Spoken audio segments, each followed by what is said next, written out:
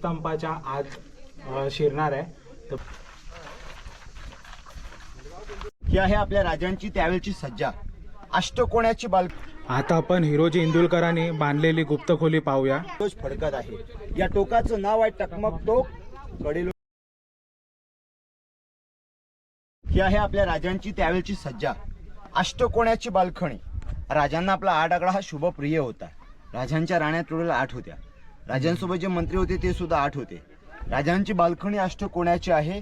राजांची राजमुद्रा सुद्धा अष्टकोण्याची. राजांना 8 आकडा प्रिय होता. ही राजांची त्यावेळची बालखणी पाहता आपण. सज्जा 8 दारांची आहे. जाणकारांची मत अशी आहेत की ही बाल्कनी पहिली 2 मजल्याची होती. आपली राजा बाल्कनीत बसून गडाचा सर्वत्र पुढील भाग बघायची. कारण जे आज आपल्यासारखे येणारे गडकरी, गावकरी, किल्लेदार, पहारेकरी, शिवभक्त या मार्गाने जे पायी मार्गाने येतात तोच हा गडाचा येण्याचा पूर्वीचा मार्ग आहे. रायगडास येण्याचा हा त्यावेळचा मुख्य मार्ग होता. आणि आपण हा मार्ग आता आपण पुढे जाऊन बघणारच आहोत. आता या रूटिंगने आपण थोडं पुढे जाऊया.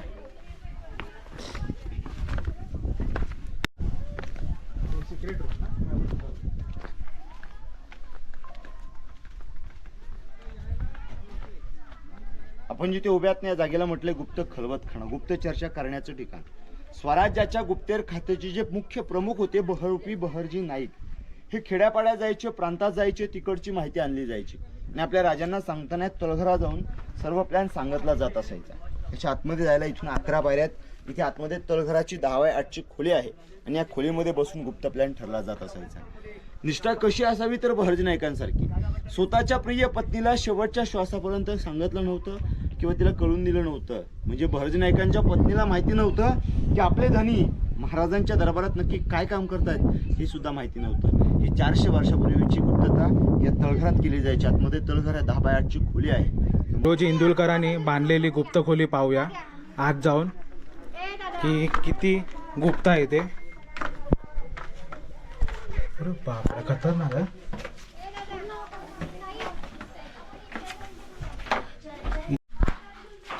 अरे वा, हे बघा आपल्याला दगडी बांधकाम पण इथं पाहायला भेटतात खोलीच्या आत मस्तपैकी. आणि खरंच मित्रांनो, ही जी खोली बघा, देवड्या पण पाहायला भेटत आहेत. आणि एकच नव्हे तर अनेक देवड्या आपल्याला या खोलीच्या आत पाहायला भेटत आहेत. आणि खूप गुप्त आहे बाबा. म्हणजे बाहेरच्या माणसाला अजिबात आत काय चर्चा होते ना कळणारच नाही.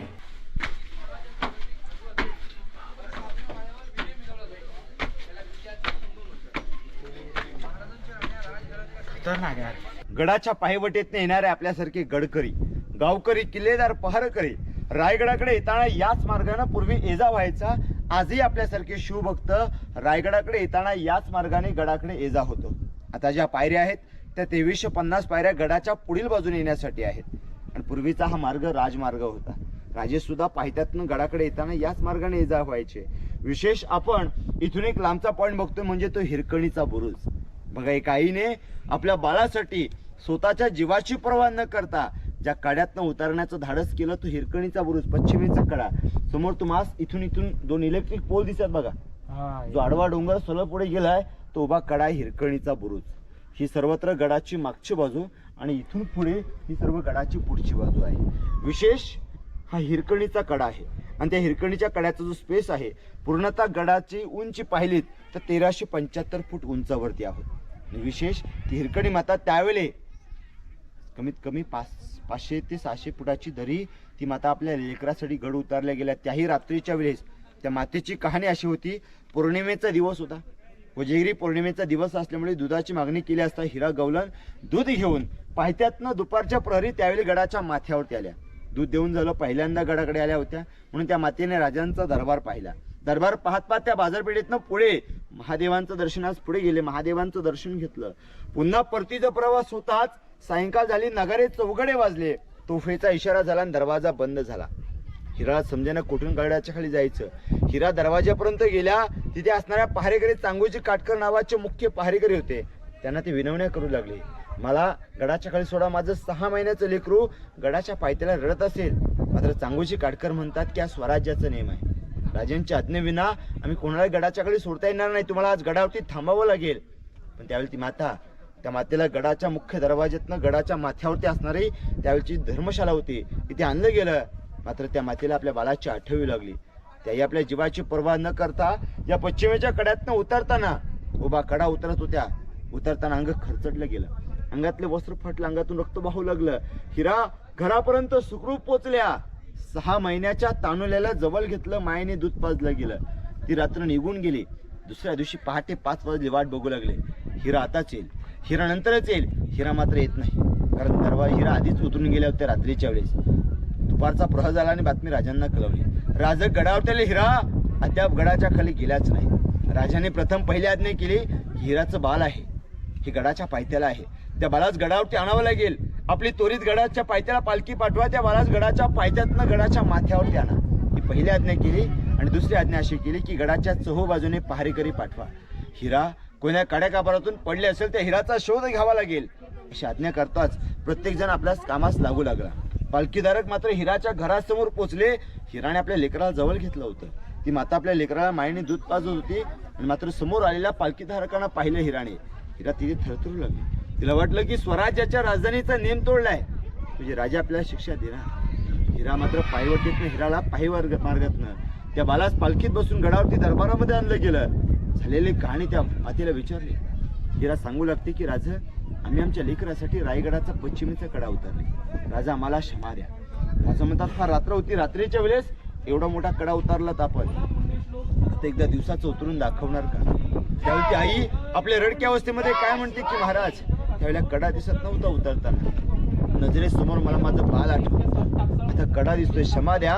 राजा कड्यातनं खाली जाणं शक्य होणार नाही. दरबारात त्या मातेचा सन्मान केला, सत्कार केला. त्या मातेला पालखीत बसवलं, गडाच्या पायथ्याला सुखरूप सोडलं. हिरोजीने आदेश केला, हिरोजी जावा, तो कडा तासून घ्या, कड्याला उभा बुरुज बांधा आणि त्या बुरुजाचं नाव द्या हिरकणीचा बुरुज. असं पश्चिमेचा जो कडा आहे तो हिरकणीचा बुरुज आपण इथून पाहताय. जो आडवा डोंगर आहे तो हिरकणीचा कडा आहे. इथे 2 स्तंभ दिसतो बघा, या स्तंभाचं नाव आहे त्यावेळेचं विजयस्तंभ. जाणकारांची मतं अशी आहेत की हा स्तंभ 7 मजल्याचा आणि बाजूचा 5 मजल्याचा होता. विशेष, राजांनी एखादा नवीन किल्ला जिंकलाय आणि किल्ला जिंकलेल्या सैन्याला माहिती आहे, किल्ला जिंकायला गेलेल्या सैन्याला माहिती आहे किल्ला जिंकलाय, पण आपल्या राजांचा हेतू होता पूर्ण रयतेला कळावं, खेडेगावातल्या गावकऱ्यांना कळावं, किल्लेदार पहारेकऱ्यांना कळावं. म्हणून स्वराज्याचं विजयाचं जे प्रतीक होतं तो या विजयस्तंभावरती फडकवला जात असायचा. हा मित्रांनो विजयस्तंभाच्या आत शिरणार आहे, तर बघूया विजयस्तंभच्या आतून कसं नजारा येतो. हे बघा ना, मस्त दगडात कोरीव बांधकाम आहे. आणि हे बघा मित्रांनो, लहान कमानीमधून आपल्याला गंगासागर तलाव बघा काय दिसतो.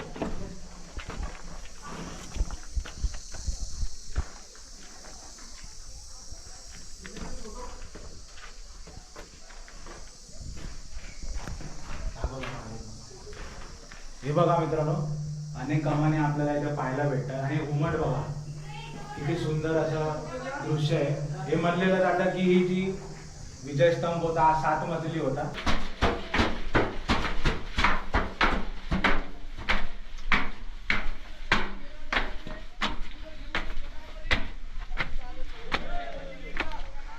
भारी यार. विजयस्तंभ त्याच्या अलीकडे जो डिझाईन मध्ये आहे त्याचं नाव आहे मनोरे स्तंभ. राजांच्या ज्या राण्या होत्या ना, या राणींना जर गडाची पुढची बाजू बघायची, निवांत बसून सर्वजण एकत्रित बसून मनोरंजन करणं आहे, त्या मनोरे स्तंभाला पुढे थोड्या बाल्कन्या सुद्धा आहेत. त्या राण्या तिथे बसून गडाची पुढची बाजू बघायच्या. तो आहे मनोरे स्तंभ, हा आहे विजयस्तंभ. समोर आपण टांगसाल घराची रूम, विटांचं रूम दिसते का, ते टांगसाल घर आहे. महाराजांच्या काळातील राजमुद्रा, शिवराई सोन्याचे होऊन नाणी छापण्याची जागा त्या विटांच्या रूमच्या आतमध्ये होती. पूर्वीचा छापखाना महाराजांचा तिथे आतमध्ये होता, टांगसाल घर म्हटलं जातं. समोर राजांची आपण सज्जा पाहिली. इथे जो आयताकृतीचा हा जो खोलीचा भाग आहे तो या लाकडाचा दगड आहे, तिथून आतमध्ये उतरायला गुप्त रूम आपण ऐकली, पाहिले गेले वरून, तो गुप्त खलबत खाण्याचा भाग होता. आपण जिथे उभे आहात याचं नाव आहे सचिवालय. हे महाराजांचं मेन ऑफिस होतं. महत्वाची कागदपत्र या मोठ्या चौतऱ्यावरती तयार केले जायचे. विशेष, या चौतऱ्याची जी उड्या इथे दरवाजे बघता बघा, हे सर्व टेहळणीची बुरुज आहेत. शत्रूला खाली बघण्याची जागा. या टेहळणी बुरुजात एक शेजारी तळ आहे, त्या तळ्याची माहिती घ्यायला आपण त्या बुरुजाच्या जवळ जाऊ. गंगासागर नाव तळ्यासारखे असे रायगडाकडे असे 11 आहेत. विशेष गडाची बांधकाम तयार करताना प्रथम जे खड्डे खोदले त्या खड्ड्यातून निघालेली सर्व काही दगडं अशा इमारतींना वापरून घेतली. इथे सुद्धा खड्डा खोदला, इथली निघालेली दगड इकडे वापरून घेतली. खड्ड्याचा जिथे उतारा भाग बघितला त्या उतारत्या भागालाच फक्त तटबंदी बांधली, पाणी साठवलं आणि ते पाणी इथल्या लोकांना पिण्यासाठी पुरवलं झालं. किती छान नियोजन होतं. या तळ्याचं नाव विशेष छान आहे, गंगासागर. गंगा म्हणजे नद्या म्हणतो आणि सागर म्हणजे आपण समुद्र म्हणतो. राजांच्या राज्याभिषेकाला सप्त नद्यांचं सप्त सागरांचं पाणी काशीवरून जे आलेले गागाभट्टे होते त्यांनी सोबत आणलं होतं महाराजांच्या अभिषेकासाठी. आणलेलं पाणी राज्याभिषेक झाल्यानंतर राहिलेलं पाणी जे होतं कळसांमध्ये हे पाणी या तलावात विसर्जित केलं, याचा अभिषेक केला आणि त्यावेळी या तलावाचं नाव दिलं गंगासागर. याच्यावरती 2 काव्याची कविता तयार केली की गंगा यमुना आणि नर्मदा आल्या साऱ्या बहिणी, आणले जल राज्याभिषेकासाठी, जल हे झाले तीर्थांचे घर, नाव तयाचे गंगासागर. आज लोक तीर्थ म्हणून या तळ्यातलं पाणी पितात, पिण्यासाठी योग्य आहे असे गंगासागर तळ. इथून पुढे जो आडवा डोंगर दिसतो का, डोंगरावरती बघा आजही अभिमानाने आपला भगवा ध्वज फडकत आहे. या टोकाचं नाव आहे टकमक टोक कडेलोट पॉइंट.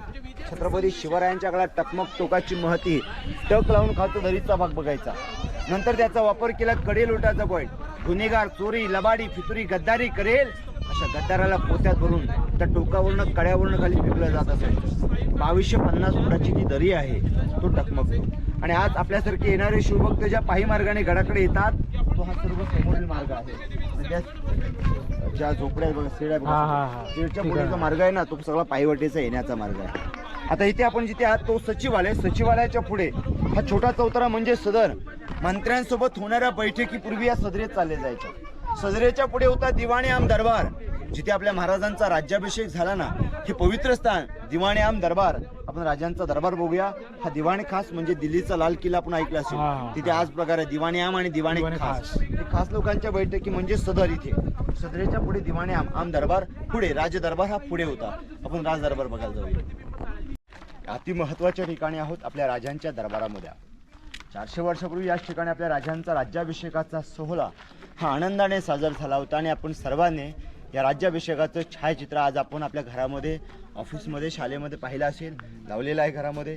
आणि आज पाहतो आपण सर्वजण त्या राज्याभिषेकाच्या छायाचित्रामध्ये पाहिलं आम्ही एक इंग्रज वकील आला होता राजांच्या राज्याभिषेकासाठी. ते इंग्रज वकिलांचं नाव होतं हेनरी ऑक्झेंटन आणि त्याने त्या इंग्रज वकिलांनी स्वतःहून आपल्या डोक्यातली टोपी काढून आपल्या राजांना त्रिवार मानाचा मुजरा सुद्धा केला होता. त्या इंग्रज वकिलाचं नाव होतं हेनरी ऑक्झेंटन. पायी चढून आले होते, 6 तासांनी गडावरती आले होते. 5 जून 1674ला ते खालून आले. 6 जूनला पहाटे 4 वाजता ज्यावेळेला गेटच्या समोर आले, त्यांनी या गेटच्या समोर राज्याभिषेकला येणाऱ्या लोकांच्या स्वागतासाठी 2 घोडे आणि 2 आवाडवे हत्ती सजवून ठेवलेले पाहिले. आणि तो इंग्रज आश्चर्यचकित झाला. तो म्हटला की 2 पायाचा माणूस खालून येताना दमलो, थकलो, दमचाक झाली. महाराजांनी गडावरती हत्ती कशा आणले हा प्रश्न त्या इंग्रजाला पडला. त्या आनंदाच्या सोहळ्यात इंग्रजाला प्रश्नाचं उत्तर कोणी सापडलं नाही किंवा भेटलं नाही. इंग्रजाने हा प्रश्न कुठेतरी उत्तर भेटेल याचं म्हणून रोजच्या डायरीमध्ये लिखाण करून ठेवला. इंग्रजाला या प्रश्नाचं उत्तर सापडलं नाही. इंग्रज इथून निघून गेले. प्रश्न त्यांच्याकडे आहे तसंच राहिला, पण उत्तर समजलं नाही. म्हणजे महाराजांची दूरदृष्टी सहजासहजी समजली नाही. आपल्या राजांनी जे गडाकडे हत्ती आणली ना, हत्ती आणताना मोठ्या हत्तीने शक्य नव्हतं. हत्ती आणताना त्यावेळी लहान पिल्लं ही गडाच्या पायथ्यातनं पालखीत बसून गडावरती आणली होती. त्यांचं संगोपन गडावरती केलं. ज्यावेळी गडाची कामं 14 वर्ष चालू होती त्याच्या मधल्या भागातच हत्ती गडावरती आणले होते. त्या हत्तींची वाढ लहानापासून मोठी करता करता त्याला शिकवणी देता येते आणि त्या हत्ती राज्याभिषेकासाठी गरजेचे होते. आणि त्या हेतूने गजे अश्वपती ऐकलं असेल, गजे अश्वपती. महाराजांना अश्वावरती बसून म्हणजे राजांची जी मिरवणूक काढली होती त्यावेळी ते हत्ती गरजेचे होते आणि त्या हत्ती आधीच आणून ठेवले होते, ती म्हणजे छोटी पिल्लं आणून ठेवली होती. ही खरी महाराजांची दूरदृष्टी होती. इंग्रजाला काय माहिती गडावरती हत्ती कशी आणली. मात्र त्यावेळी ते इंग्रज आतमध्ये आले. राज्याभिषेकाचं सर्व वर्णन आपल्या रोजच्या रोजनिशीमध्ये लिखाण केलं. ते म्हणतात की त्यावेळेला दरबारात इकडे 6000 लोक बसली होती. कल्पना करावं, 6000 लोक बसलेत. पैठणी कापड आहेत गळ्या आणि डोक्यावरती पगडा फेटा आहे. आया बहिणी ज्या होत्या त्याने डोक्यावरती पदर घेतला होता आणि राजे राज्याभिषेकाच्या दिवशी पहाटे 4 वाजता उठले. राजमहालाच्या इथे स्नान केलं. शाही पोशाख घातला गेला. गळ्यामध्ये कवड्याची माल घातली. डोक्यावरती जिराटोप घातला. कपाळीत चंद्रकोर लावलं आणि मग आज आपले राजमहालातनं या रायगडाचं मुख्य देवस्थान जगदीश्वर महादेव. राजे जगदीश्वरांच्या दर्शनास पुढे गेले. महादेवांचं दर्शन घेतलं. आपल्या राजांचा प्रवास ज्यावेळेला गेटच्या समोर झाला त्यावेळेला गेटच्या माथ्यावरती वाजणारे वाद्य, नगारे, चौगडे, सनई, तुतारे, दुदांब्या वाद्य वाजू लागले आणि राजे गेटच्या समोर आल्यानंतर ज्या आया बहिणी होत्या त्या आया बहिणीने महाराजांचं औक्षण केलं, आरती ओवाळणी केली. राजांचा प्रवास गेट मधनं पुढे होत असताना या दोन्ही बाजूला बसलेली जी प्रजा होती प्रत्येक जण आपल्या डोक्यातला पगडा फेटा बाजूला करून आपल्या राजांना त्रिवार मानाचा मुद्रा करत होते. राज हा मुद्रा स्वीकारत आपले राजे या मार्गाने पुढे येतात. या मार्गाने राजे पुढे गेले. इथून जात असताना इथे बसलेली जी प्रजा होती प्रत्येक जण आपल्या डोक्यातला पगडा फेटा करत राजांना मुद्रा सुद्धा करत होते. आणि इथून राजे जात असताना राजांचं अंतःकरण भरून आलं होतं. ज्यांच्या जीवावरती हे हिंदवी स्वराज्य उभं केलं ते वीर सवंगडी आज या आनंदाच्या सोहळ्यात दिसत नाहीत. त्या वीरांची रांगणारी पोरं आणि त्यांची ती विधवा महिला पाहायला भेटत आहेत. राजे या मार्गातनं सिंहासनाच्या जवळ गेले. सिंहासनाच्या बाजूला बसलेल्या आऊसाहेबांकडे पाहिलं गेलं. आऊसाहेबांच्या डोळ्यातून वाहणारे अश्रू पाहिले. अश्रू सांगत होते की त्या शिवनेरीच्या मातीमध्ये लहानपणी रांगणारे खेळणारे बाळ शिवबा, किल्ले बनवणारं बाळ शिवबा आज या सुवर्ण सोन्याच्या सिंहासनावरती विराजमान होत आहे. राजांनी वीरांची नावं घेतल्याने आपले राजे त्या सिंहासनाच्या मागच्या बाजूला गेले. आता सिंहासनावरती विराजमान व्हायचं आहे पण त्या सिंहासनाच्या 4 पायऱ्या पाहिल्या. राजांचं अंतःकरण भरून आलं. डोळ्यातून अश्रू अनावर झाले. आणि राजा आपल्या आऊसाहेबांना म्हणू लागले की आऊसाहेब या सिंहासनाची पहिली पायरी चढताच आम्हास आमचे लहानपणीचे वीर सवंगडी तानाजी मालुसरे यांची आठवत आहे. आपल्या मुलाचं लग्नाचं आमंत्रण द्यायला आले होते आणि या स्वराज्यासाठी बोलून गेले की राज आधी लगीन त्या कोंडाण्याचं आणि मगच आमच्या रायबाचा असे म्हणणार आमचे तानाजी मालुसरे आज आनंदाच्या सोहळ्यात दिसत नाहीत. गड आला पण सिंह गेला. राजांनी सिंहासनाच्या दुसऱ्या पायरीस नतमस्तक केला, नमस्कार केला. आणि राजा आपल्या आऊसाहेबांना म्हणतात की आऊसाहेब या सिंहासनाची दुसरी पायरी चढताच आम्हास बाजीप्रभूंची आठवत आहे. राज लाखाचे पोशिंदे आपण राज लाख मेले तर चालतील तो लाखाचा पोशिंदा जगलाच पाहिजे अशी म्हणणारे वीर या आनंदाच्या सोहळ्यात दिसत नव्हते. असंख्य वीरांची नाव घेतली. मुरारबाजी बाजी पासलकर, प्रतापराव गुजर, वेड्यात मराठे वीर दौडले सात. असंख्य वीरांची नाव घेतल्याने आपले राजे या सिंहासनावरती विराजमान झाले. आपल्या राजांच्या अंगावरती सोन्याचं छत्र धरलं. राजे आपले छत्रपती झाले आणि राजांच्या अंगावरती सोन्याचं छत्र धरलं आणि या दरबारात एका गुलछुबाने गर्जना दिली गेली. आपण मागणं जय म्हणायचं आहे. महाराज ज्यावेळेस सिंहासनावरती महाराज आपले सिंहासनावरती विराजमान झाले. गर्जना झाली की महाराज प्रौढ प्रताप पुरंदर क्षत्रिय कुलावतांश सिंहासनाधीश्वर राजा धीराज योगीराज श्रीमंत श्री छत्रपती श्री शिवाजी महाराज की जय. राज साधनांची लगबग कैसी केली याहुनी करावे विशेष तरीच मनवावे पुरुष यापुरी आता विशेष काय द्यावे. आपले भारताचे 7वे राजेने 2007 साली 2009 ती मार्चमध्ये मूर्ती बसवली. छत्रभक्त 1985 मध्ये भारताचे 7वे राष्ट्रपती डॉक्टर ज्ञानी जयसिंग यांच्या हस्ते छत्र उभारलेलं आहे. छत्राच्या आतमध्ये मध्यंतरी मूर्ती नव्हती. मग 2009 मध्ये युवराज छत्रपती संभाजीराजे आपले कोल्हापूरमधले यांच्या माध्यमातून वरती छत्रपती मूर्ती आतमध्ये बसवलेली आहे. मूर्तीवरती जो आपण हार पाहता 365 दिवस नित्य नेमाने इथे हार पोचला जातो. गेल्या 35 वर्ष कार्यरत असणारी जी संस्था शिवप्रतिष्ठान सांगलीमधलं आपले बेडे गुरुजींचं मंडळ सभासदांना आजही धारकरी म्हटलं जातं. नित्य नेमाने इथे पूजा होते आणि मागील 3 वर्षापासून श्रीकांतजी फाउंडेशनच्या माध्यमातून इथे पुजारी ठेवलेले आहेत. त्याच्या माध्यमातून इथे नित्य नेमाने पूजा सुद्धा केली जाते. रोज हार घातला जातो महाराजांना, अष्टगंध लावला जातो राजांना. समोरच्या भागामध्ये आता इथे जाऊन चपला सोडून दर्शन घ्यायचे, सेल्फी घ्यायचं नाही, पवित्र स्थान आहे. आणि मग आपण इथून फोटो काढताना आपली पाठ आपल्या देवाकडे होता कामाने असं उभं राहायचं आहे. दर्शन झाल्यानंतर आपण पुढील भाग बघायला पुढे प्रवास करूया. दाखव काय बनवतोय. कोकम तर हे काय टाकतोय. कोकम टाकतोय. तू बोलला म्हणून आलो. हा भारी बनव एकदम. म्हणजे असं वाटलं पाहिजे की हर वर्षी रायगडला येताना तुझ्याकडे येतात कोकम प्यायला. आणि काय काय विकतो. पाणी लिंबू सरबत आहे.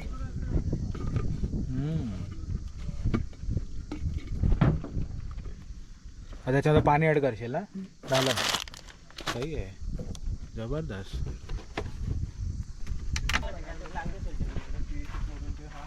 गाव आहे कोकम सरबत. हा आहे, भारी आहे, भारी आहे, मस्त आहे, भारी बनवला. 100 वर्षा अगोदर या दरबाराचं जे स्ट्रक्चर होतं ते अशा पद्धतीचं होतं. आणि ज्यावेळी हा किल्ला भारतीय पुरातत्व खात्याच्या अंडरमध्ये आला, ताब्यामध्ये आला, त्यानंतर जे आपण संवर्धन बघताय ते या पद्धतीचा